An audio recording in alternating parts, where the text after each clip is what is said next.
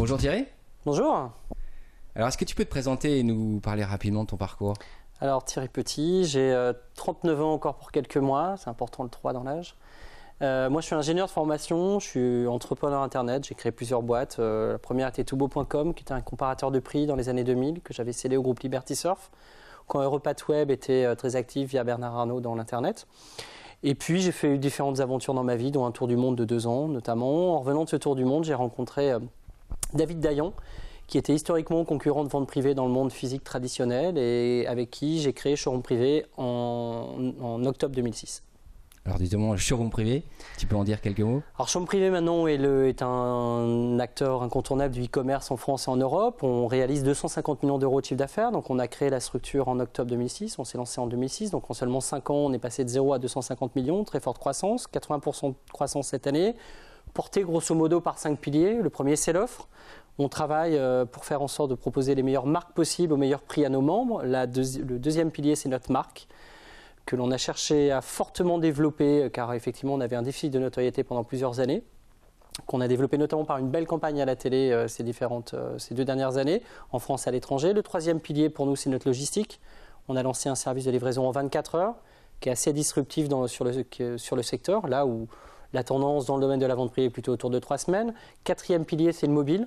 Quasiment 25% de l'audience en novembre et 20% du chiffre fait sur mobile. Et le cinquième pilier sur l'international, puisque d'ores et déjà on réalise 15% du chiffre à l'international, notamment l'Espagne, l'Italie. Et on a ouvert plus récemment le Portugal et les Pays-Bas. En 2010, il y a eu un événement important, c'est que vous avez ouvert le capital de Showroom Privé. Tout à fait. Donc Accel Partners, un important VC américain. Qu'est-ce que ça vous a apporté justement? Alors effectivement, nous on s'est créé sur nos fonds propres, donc avec notre propre argent, de 2006 à 2010, et on a porté la boîte grosso modo de 0 à 100 millions d'euros de chiffre d'affaires avec notre propre argent. Donc il fallait construire une société rentable, une société équilibrée, on n'avait pas le choix et on était dans une mécanique dite très héroïste, donc on cherchait vite le retour sur investissement. Parce que c'est aussi pour ça qu'on était passé à côté un peu de notre notoriété ou ce genre de choses. Puis à un moment donné, on s'est dit voilà, on a envie d'aller encore plus vite, plus fort, notamment sur l'Europe, sur notre marque, sur notre logistique. Là, il fallait déployer beaucoup plus de capitaux, beaucoup plus de moyens. Et puis, plusieurs fonds nous ont contactés devant aussi la réussite de Showroom Privé, dont Accel Partners, qui pour nous est la plus belle référence dans le monde de l'Internet, puisque c'est l'investisseur historique de Facebook, de Groupon, d'Etsy, de Dropbox. Enfin, la plupart des beaux projets sont soutenus par Accel, qui a mis 50 millions de dollars, 37 millions d'euros en août 2010, dans la structure pour nous aider, pour nous permettre d'avoir les moyens de notre ambition finalement. Donc justement, cet investissement essentiellement pour l'international en premier lieu? Non, pas pour l'international, oui. Pour notre logistique, ce fameux service de livraison 24 heures, coûte de l'argent. Pour le développement de notre marque, ça c'était très important, développer la notoriété, donc des grosses vagues de communication à la télé en France et à l'étranger. Et puis plus généralement pour recruter, pour aller plus vite finalement et pour se donner plus de moyens pour réduire l'écart avec le gros leader et puis pour être maintenant un acteur incontournable et en tout cas singulier dans le paysage du e-commerce français. Et du coup, les ambitions donc pour les 2 prochaines années, c'est quoi? Les ambitions, c'est d'être dans 2 ans à plus de 500 millions d'euros de chiffre d'affaires, d'être toujours rentable. On a toujours été rentable, toujours, ça c'est un point hyper important. On ne conçoit pas créer une société en perdant de l'argent, c'est notre nature. Et du coup, l'ambition est de faire 500 millions d'euros de chiffre d'affaires à 2 ans, d'être fort dans les pays, de réaliser à peu près 30 à 35% du chiffre d'affaires à l'international et d'être toujours très fort sur notre cœur de cible qui est la femme et la mode de marque à petit prix. Aujourd'hui, la structure a 500 personnes, elle est à l'international. Ton rôle de directeur général, il a normalement changé. Donc, c'est quoi les impacts, clairement?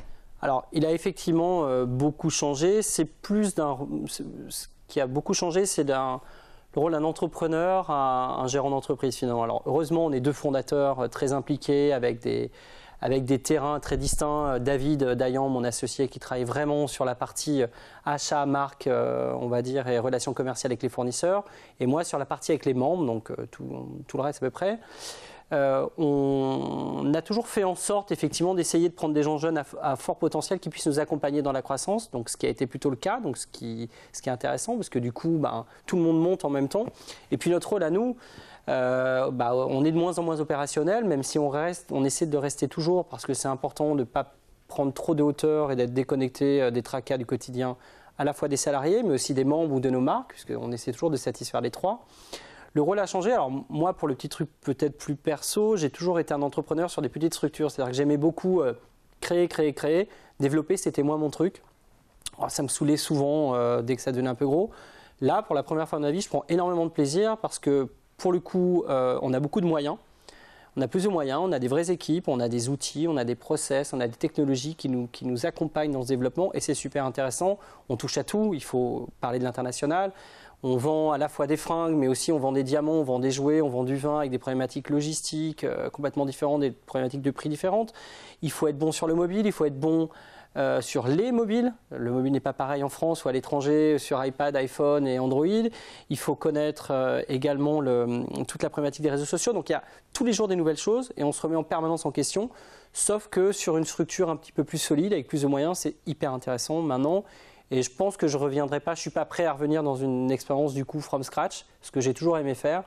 Où là, je me dis que c'est quand même peut-être l'âge aussi, mais en tout cas, c'est très intéressant maintenant d'avoir un bateau et d'avoir les moyens de piloter ce bateau. Merci Thierry. Merci, salut.